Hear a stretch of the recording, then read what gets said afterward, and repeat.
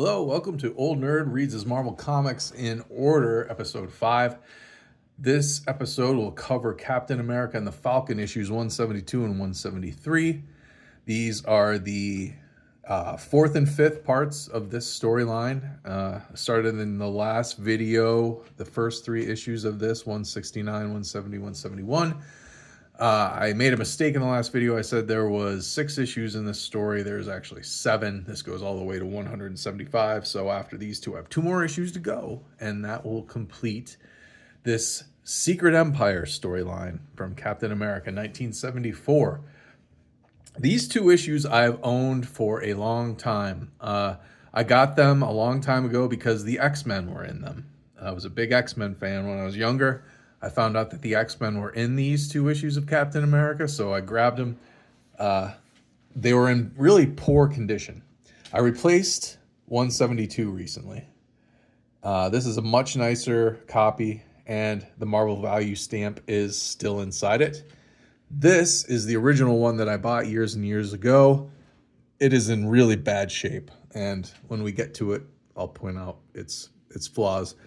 On a positive note, I just found a copy of it on eBay for a real good price. I messaged the seller to see if the Marvel Value stamp is still inside it, and depending on what he says, that'll determine whether I buy it or not. Anyway, these 2 issues with the X-Men, and the only X-Men in these issues are Cyclops, Marvel Girl, and Professor X. Banshee was not yet a member of the X-Men, but he is in the future. But he's in this issue as well. This is Steve Englehart. He's back. He took a couple issues off because he moved from New York to California, so he had Mike Friedrich write the last couple issues. Mike Friedrich is credited here because he did some plot assisting, probably since he'd written the last couple issues. He'd, altered the course of Steve Englehart's story a little bit, maybe. Anyway, he's credited in this issue as Amigo. That's kind of funny, but that was Marvel back then. Last issue, Moonstone had beaten Captain America and the Falcon. So he's going to do some more framing of them, using the media to do so. This is another really telling bit of storytelling. It kind of pulls the curtain back on what happens in the world, especially today. Probably it happened back then too, but not like you see it today. But back then it wasn't really well known. This is Quentin Harderman is his name, and I think he's a politician or something. But anyway, he's in charge of this smear campaign against Captain America. And Moonstone has beaten them, knocked him out. He's about to kill him. Quentin Harderman steps in and says, "No, you can't kill them." And he says, no matter what sort of ad campaign we ran afterwards, their deaths would make them martyrs, meaning heroes, to a large segment of the American public. And Moonstone says, "I see your point. People always want new thrills, but death is too oppressive."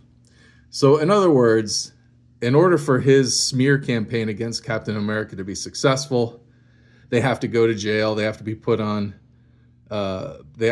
prison, public spectacle in the media to further smear their good names so that Moonstone can take over for Captain America. But anyway, it doesn't work out. Moonstone's going to call the press to come and get him capturing Captain America and the Falcon. The henchmen are supposed to watch after him. They fail. Captain America wakes up. The Falcon wake up. They escape. They get away from Moonstone. And then basically they have to get to Tennessee.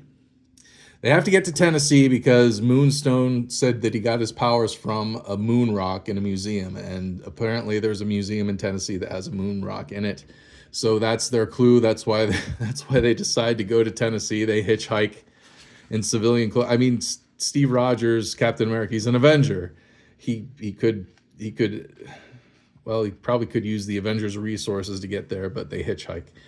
I suppose he doesn't use the Avengers because he's in trouble. As we saw the last issue, I think Iron Man showed up and told the Falcon he had to bring Cap in, but Falcon is helping Cap clear his name instead. So the Avengers probably wouldn't have helped him, wouldn't have given him a Quinjet to fly to Tennessee. But they end up encountering Banshee, and they fight. And it's kind of a draw. Banshee handles Captain America and the Falcon pretty well, and he actually is about to defeat them. He has defeated them, but then Cyclops shows up and blasts him. But Banshee does the same thing as Cyclops he did to Captain America, knocks him out with his Banshee scream, and then he flies away. We find out that the X-Men, the only remaining X-Men, are Marvel Girl and Cyclops and Professor X, and they are searching for missing mutants. The rest of the X-Men have been captured, and they can't find them. They're tracking them down, and it just happens to be the same people that Captain America and the Falcon are looking for. This issue is in much better. This copy's in much better shape than my old one. Here's a more Marvel value stamp. This is the mystery number 100 reveal stamp. I don't know what that is, but it'd be interesting to know. They go over in this bullpen bonus page how the value stamp system is going to work and how you're going to get a booklet. You can cut the stamps out of your comics and paste them in this booklet and send them in. You can get all kinds of swag. A lot of people cut their value stamps out. So it's not easy to find these mid-70s issues without a hole in them. I didn't mention this last issue. Last issue. I didn't mention this last video, but Iron Fist's first appearance was in the last issue, and not in the story, but he was in one of the letters pages. He might have been in the bullpen bulletins. There was a profile picture of him right in the center of the page of the bullpen bulletins, and they didn't say his name, but they said something to the effect of an upcoming Marvel superstar. And now he gets, in this issue, the next issue, he gets named Iron Fist, and he's going to be in Marvel Premiere. So that makes me think, I've got some old issues of Iron Fist in Marvel Premiere, like the John Byrne and Chris Claremont issues. So I might have to dig those out and put them in this roster. I didn't realize they were this old. So I'm going to have to get them out to make sure that I read them in order with the rest of my collection. Here's the value stamp in this issue. It's the Enchantress by, I think that's Jack Kirby. And a very cool ad for an upcoming issue, or a current issue of Fantastic Four, with Medusa and the Human Torch fighting a creature called Turnak. Issue 145 of the Fantastic Four. What else was interesting in here? Oh, there's a letter in here. Apparently a few issues back, before this storyline, before any comics that I own, was Cap fighting a villain by the name of Yellowclaw. And this guy is he doesn't like that Oriental Chinese characters in Marvel are colored yellow. And so they respond by saying that the coloring process is kind of the problem there. Plus, back in the old days, there were even less colors that you could use in comics, so almost all Oriental people were always colored yellow. And so as an effect of that, people still have a tendency to color them yellow here in 1973, 74. So, I mean, they're not intentionally trying to be racist or stereotyping, but they explain it by the coloring procedure that they had back in the day, which I thought was pretty interesting.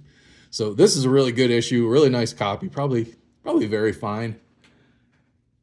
So that one I'm keeping. The old one, I don't know what I'm going to do with that one.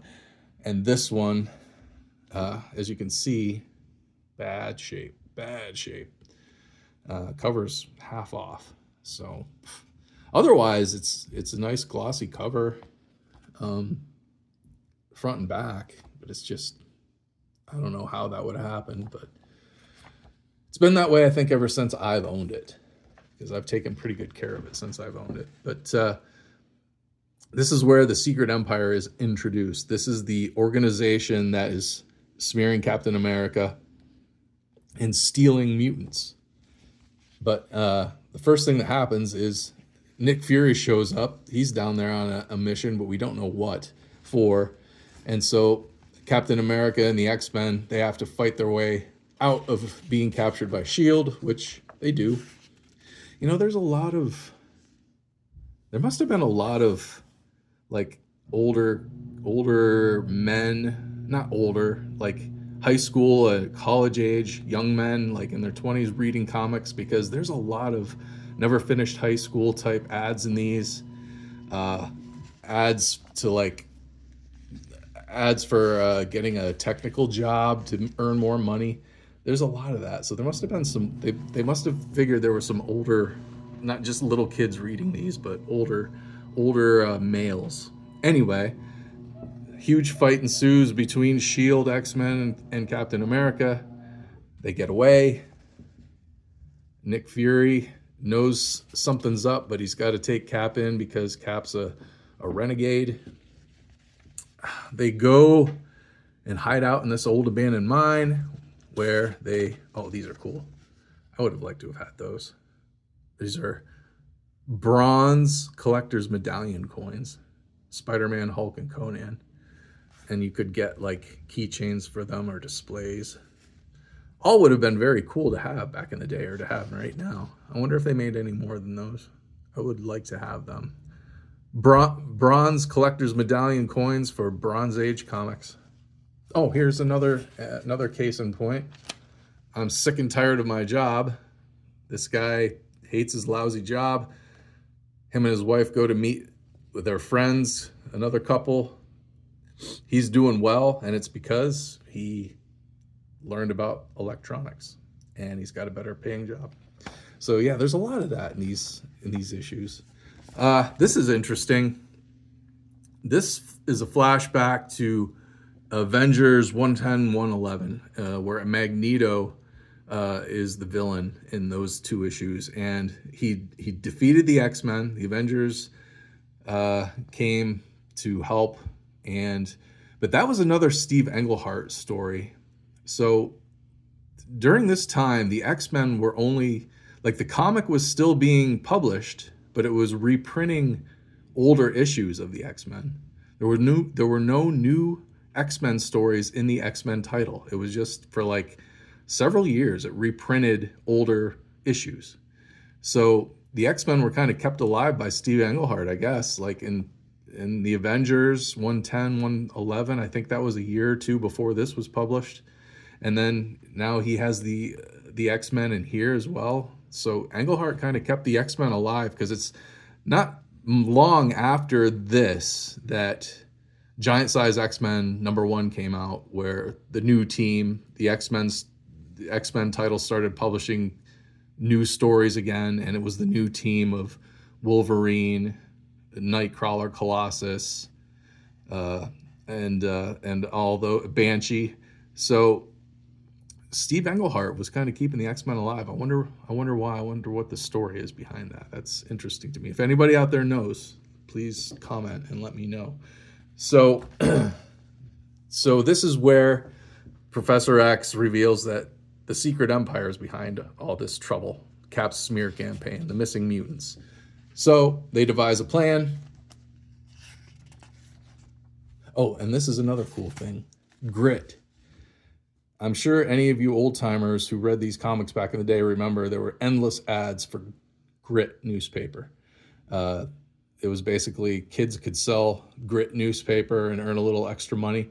But the interesting thing about this is Grit is located in Williamsport, Pennsylvania, which isn't too far from where I live, where I grew up. So it was always interesting for me to go for after seeing these ads in comics when I was a kid. and riding with my parents or whoever down to the Williamsport area and driving through and seeing the big grit building along the highway. So that was always neat to me. It was like, oh wow, they're famous. They're in comic books and they're here right here in Williamsport. But so this is the plan that Professor X and Captain America devised. Captain America and Falcon are going to dress up as bums. They're going to rescue this girl who was an agent of the Secret Empire from Cyclops. They're faking a kidnapping. They have a fake fight with Cyclops. And that gets them in good with her. So she's going to recommend them to the Secret Empire. And one of their agents shows up and hires them to steal a gyroscope. And they put on their costumes for this job, which is, I don't know. I guess that works for the comic book. You want to see them in their costume, not as a couple bums. So they get into where is it? The Rand headquarters? I forget. Rand Corporation. They steal this gyroscope. The security guards are after them, but they escape. They're about to get shot by the guards, but they're stopped by the factory boss because he found a note where the gyroscope was from Captain America, who says, I am investigating all charges against me and need the electro gyroscope to help prove it. Oh, I'm innocent of all charges and I need the gyroscope, and he's going to return it. So, and this guy is a Cap loyalist. He knows that Captain America isn't what the media has been telling everyone that he is. He's a good guy. So this guy stands up for Captain America, tells the security guards to back off. Cap and Falcon return to their bum personas, their bum disguises, and give the gyroscope to the agent of the Secret Empire, who takes them outside his hideout, blasts a large boulder with a gun. Out pops a big ship that looks a bit like an Avengers Quinjet. And they take off and land someplace in the desert where there's an underground door. And they descend. The X-Men follow them there via a homing beacon that must have been on Captain America. And now they're waiting to see if Captain America and the Falcon make it out of the headquarters alive. And that's the end of this issue, the cliffhanger of this issue. There's 2 more issues to go in this storyline, 174 and 175, which I have, and I'll read those next. Tomorrow, the auction on that comic to replace my bad one ends, so I will know tomorrow if I will be getting a good replacement for that at a good price, and I'll let you know about that. And any trivia about these issues, this storyline, anything I mentioned in my explanation, please comment down below. I'd love to hear more details, more background about Steve Englehart, Captain America and the Falcon. One of the interesting things, I couldn't remember how long the Falcon was a part of this book. And I researched it on mycomicshop.com. The first issue of Captain America that said, and the Falcon on the cover, Captain America and the Falcon, was issue 134. And it stayed that way all the way through 222. So almost 100 issues, like 88 issues of Captain America said Captain America and the Falcon on it, with a couple exceptions. I think the first issue of Jack Kirby's Return, like 192 or something like that, just said Captain America on it. But then after that, it went back to Captain America and the Falcon. But so like 88 issues were Captain America and the Falcon. It started with Stan Lee in like issue 134. And they were doing, like, Cap was doing a lot of work in Harlem, I guess. And that's how he ended up with the Falcon as his partner. But, yeah, I was curious about how long was the Falcon Cap's partner and part of this book. So it was a long time. Anyway, back to what I was saying before. If you have any comments about anything I talked about, leave them below. Leave me a like. Please share. Please subscribe. And I'll see you next time.